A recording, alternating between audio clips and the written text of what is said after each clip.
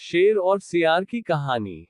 बहुत समय पहले की बात है, एक घने जंगल में शेर और सियार रहते थे। शेर जंगल का राजा था और उसका नाम था सिंहराज, जबकि सियार का नाम था धूर्त। सिंहराज अपने बल, साहस और ताकत के लिए प्रसिद्ध था, जबकि धूर्त अपने चालाकी और मक्कारी के लिए जाना जाता था।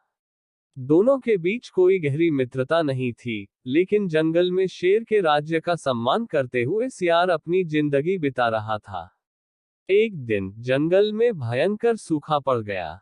पानी की कमी हो गई और शिकार की भी कमी होने लगी।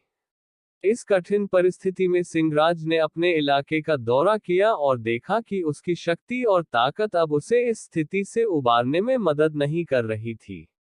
जंगल में अब सिर्फ कमजोर जानवर ही बचे थे, और उनका शिकार करना शेर के लिए भी आसान नहीं था। सियार, जो हमेशा अपनी चालाकी से किसी भी समस्या का हल निकाल लेता था, ने शेर को देखा और उसकी चिंता भांप ली। सियार ने शेर के पास जाकर कहा, महाराज, आप जैसे महान शेर के लिए ये स्थिति सही नहीं है। हमें कुछ सोचना चाहिए। मैं एक योजना बनाकर आपको एक ऐसा तरीका बताऊंगा जिससे हम दोनों इस मुश्किल घड़ी से बाहर निकल सकते हैं। शेर ने सियार की बातों को गंभीरता से सुना और उसकी योजना के बारे में पूछा। सियार ने कहा, महाराज, हम दोनों को मिलकर एक नई योजना बनानी चाहिए। मैं जानता हूं कि आप बहुत ताकतवर हैं, लेकिन इस जंगल के जानवरों के दिलों में डर बैठा हुआ है। अगर हम सबको यह दिखा दे कि आप केवल शिकार नहीं करते, बल्कि उनका राजा हैं और उनकी रक्षा करने का अधिकार रखते हैं, तो वे खुद आपके पास आएंगे और हमें उनकी मदद मिलेगी। सिंहराज ने सियार की बातों को ध्यान से सुना और सोचा कि हो सकता है कि उसकी योजना काम कर जाए। वह सियार के साथ मिलकर काम करने के लिए तैयार हो गया। अगले दिन शेर और सियार ने एक साथ जंगल के जानवरों के बीच यह अफवाह फैलानी शुरू कर दी कि शेर ने अपनी ताकत और सामर्थ्य को छोड़ दिया है, और अब वह सिर्फ जंगल के जानवरों का रक्षक बनने वाला है। कुछ ही दिनों में जंगल के जानवरों ने इस बात को सही समझा और वे शेर के पास अपनी समस्याओं और शिकायतों के साथ आने लगे।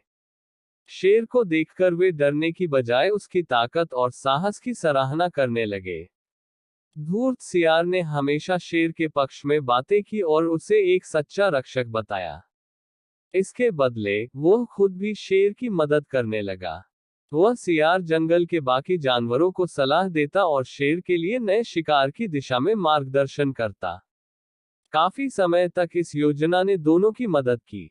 शेर के पास शिकार करने के लिए पर्याप्त भोजन था और जंगल के जानवर भी उसे अपना रक्षक मानने लगे थे। परंतु एक दिन धूर्त सियार की मक्कारी का पर्दा फट गया। एक दिन जंगल में एक विशाल भालू आ गया। शेर ने भालू से लड़ने की योजना बनाई, लेकिन सियार ने कुछ और ही सोचा। उसने शेर से कहा, महाराज, भालू बहुत ताकतवर है। यदि आप सीधे भालू से लड़ेंगे तो आपको नुकसान हो सकता है। मैं सोचता हूं कि हम उसे पहले डराकर दूर भगा सकते हैं। सियार ने शेर से कहा कि वह भालू के पास जाकर उसे यह बताए कि शेर ने जंगल में सभी जानवरों को अपनी शक्ति दिखाकर राजा बना लिया है, और अब वह इस जंगल के लिए खतरा है। सियार ने शेर को यह विश्वास दिलाया कि अगर वे भालू को डराकर दूर भगा देंगे तो शेर को कोई खतरा नहीं होगा। शेर ने उसकी बात मानी और योजना पर काम करना शुरू किया। सियार ने भालू से मिलकर उसे भड़काने का प्रयास किया और उसे बताया कि शेर ने जंगल में अपना साम्राज्य स्थापित कर लिया है। भालू ने इस बात को गंभीरता से लिया और शेर से लड़ने के लिए तैयार हो गया। लेकिन जैसे ही भालू शेर के पास पहुंचा, उसने देखा कि शेर अकेला नहीं था। अन्य जानवर भी शेर के पास थे, और वे शेर के पक्ष में खड़े थे। भालू ने तुरंत यह समझ लिया कि सियार ने उसे धोखा दिया था।